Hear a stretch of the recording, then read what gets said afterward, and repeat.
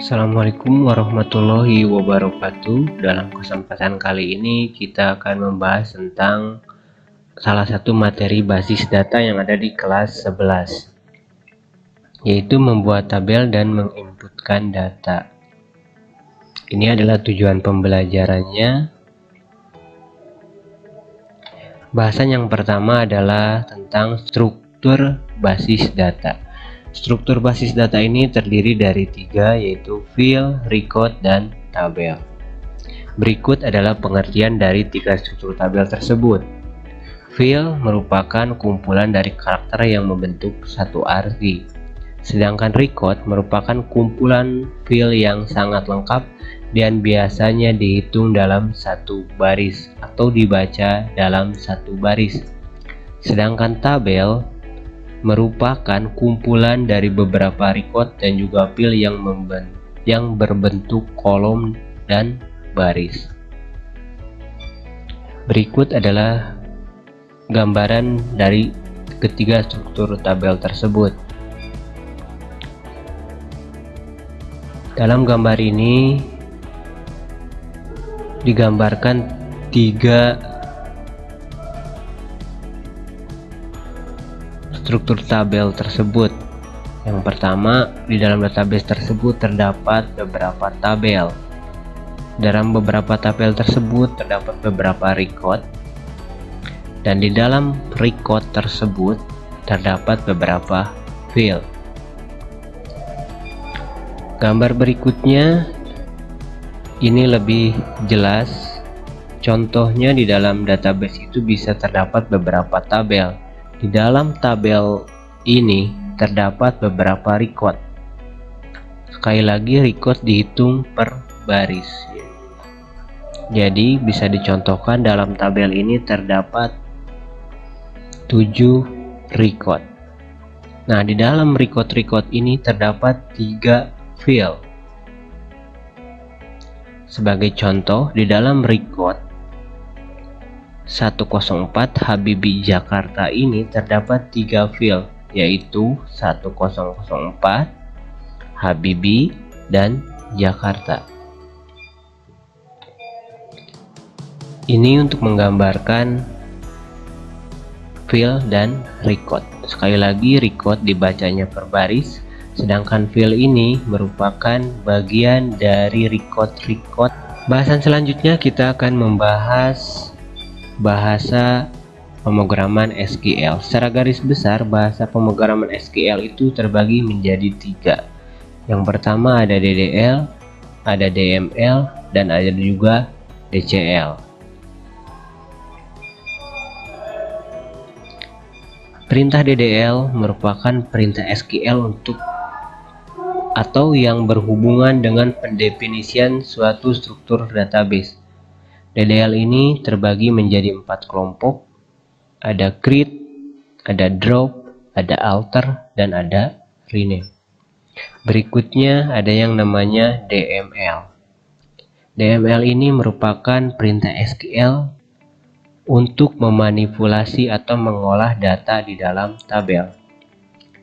DML ini dikelompokkan menjadi 4. Ada select, insert, update, dan delete. Berikutnya ada yang namanya DCL. DCL ini digunakan untuk merubah hak akses, memberikan role, dan isu lain yang berhubungan dengan keamanan database. Secara garis besar, DCL ini dibagi menjadi 2 kelompok, yaitu grant dan revoke. Nah, yang akan kita bahas kali ini adalah perintah SQL DDL atau data definition language yang terdiri dari 4 kelompok, yaitu create, drop, alter, dan rename.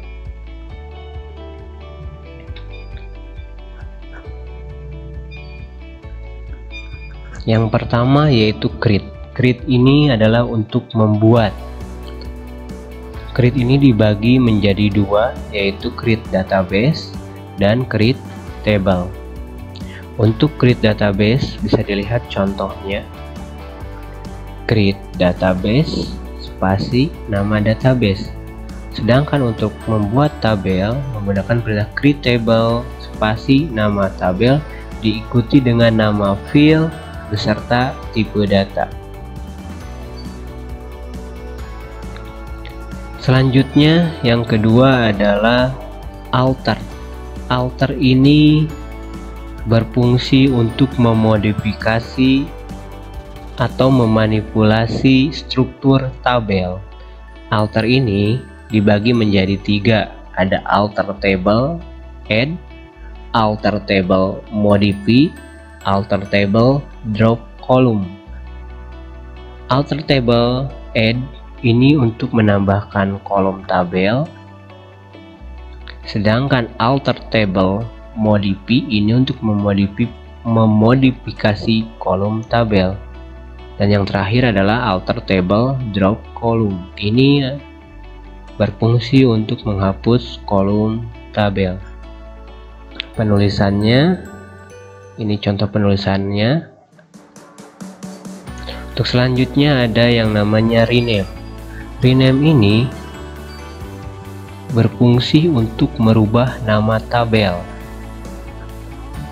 Contoh penulisannya, rename table diikuti dengan nama tabel lama to dan diikuti dengan nama tabel baru. Jadi ada dua kombinasi, yaitu rename table dan to. Dan yang terakhir adalah drop. Drop ini untuk berfungsi untuk menghapus database dan menghapus table. Untuk menghapus database bisa menggunakan perintah drop table diikuti nama database, sedangkan drop table bisa menuliskan sintaks drop table dilanjutkan dengan nama tabel. Untuk kesimpulan pertemuan kita kali ini, yang pertama, struktur database itu terdiri dari 3, yaitu field, record, dan tabel. Ketiga, ini mempunyai saling keterkaitan. Selanjutnya, SQL menjadi 3, yaitu ada DDL, ada DML, dan ada DCL. Nah, yang menjadi bahasan pertemuan kali ini adalah DDL. DDL ini terbagi menjadi 4 kelompok, yaitu create, perintah untuk membuat database dan membuat tabel. Yang kedua, alter. Alter ini terbagi menjadi 3. Alter ini berfungsi untuk memodifikasi atau memanipulasi struktur tabel. Yang ketiga, rename. Rename ini berfungsi untuk mengganti nama tabel. Dan yang terakhir adalah fungsi drop. Fungsi drop ini terbagi menjadi 2, yaitu drop database dan drop table. Drop database adalah untuk menghapus tabel, sedangkan drop table untuk menghapus tabel. Untuk selanjutnya, kita akan melakukan latihan praktikum. Yang pertama, teman-teman bisa merancang database berdasarkan IRD seperti ini. Siswa meminjam buku. Ini merupakan IRD dari database perpustakaan. Selanjutnya, merancang tabel. Terdiri dari 3 tabel, yaitu tabel siswa, tabel buku, dan tabel peminjaman. Untuk tabel siswa ini ada NIS, kelas, nama, nomor telepon, dan alamat. Sedangkan tabel buku, filenya terdiri dari kode buku, judul buku, dan penerbit.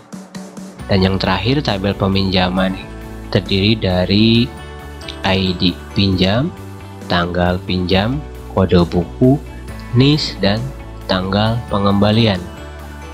Dan yang terakhir, Ini merupakan rancangan struktur tabel yang akan kita buat. Setiap tabel sudah dilengkapi dengan tipe data dan size-nya. Tabel buku pun sama, tabel peminjaman pun sama, sudah ditentukan tipe data dan size-nya. Silahkan teman-teman bisa mencoba mempraktekannya. Terima kasih. Assalamualaikum warahmatullahi wabarakatuh.